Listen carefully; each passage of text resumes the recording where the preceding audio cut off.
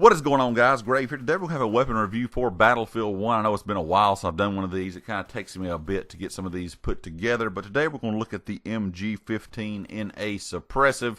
This is a pretty good LMG, I think. I had a good time playing with it in this game, and I've always enjoyed playing with this gun when I pull it out. It's one of those that I don't use all the time, but it's one of those I like to just kind of mix it up with.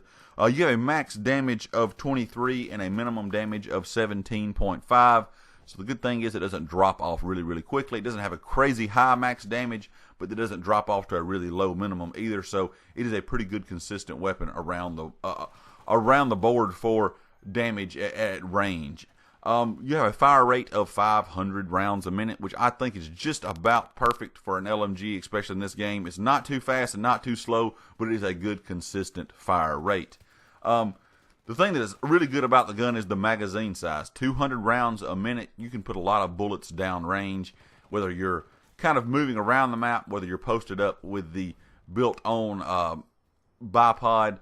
Especially when you have the bipod out, you can definitely put a lot of suppression down range and kind of pinch enemies and hold them back to the area they're in until you either can get the kill or your teammates can kind of work their way around to those enemies while you have them suppressed. Muzzle velocity is 870 rounds a minute, which is a good muzzle velocity for hitting targets at range while moving. So you definitely can hit targets down range while moving. I would probably recommend laying down or using something to prop the bipod on. You can definitely destroy enemies moving at range like that. Standing up and just moving, walking, you will get punished for that just a bit, like any gun in Battlefield 1. Reload is odd on this gun. Usually we always talk about the reload. If you leave a little bit of ammo in the clip, the reload's a little quicker.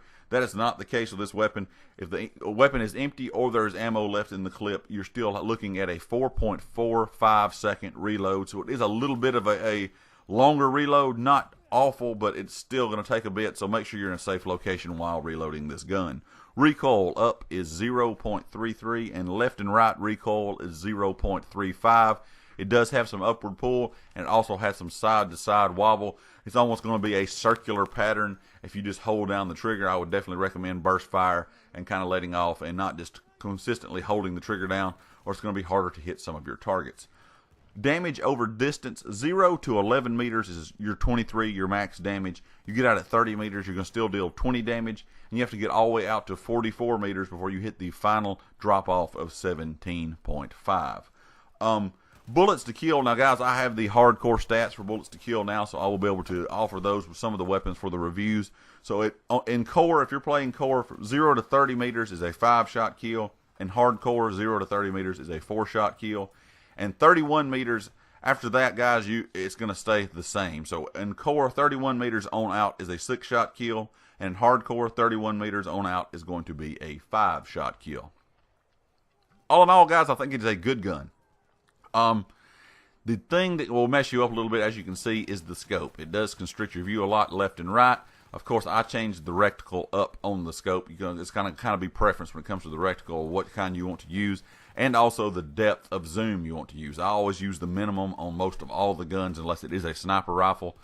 But the thing is, if you use a deeper zoom, you're running around, somebody runs up on you really quickly, it can obscure a lot of your vision with that larger scope, and that would be the downfall of the weapon. And of course, that is why some people use the other versions of this gun and not the suppressive, is because of that scope. The other versions are really good, but I really enjoy this one, especially with the bipod for helping my team with suppression, and that scope kind of helps you get a lot of suppression at longer ranges. And as you can see, guys, I can move around with this weapon pretty good most of the game and kill pretty well. But to me, the best is if you're using the bipod to its advantage and getting those accurate shots. I think it's a really good gun, guys.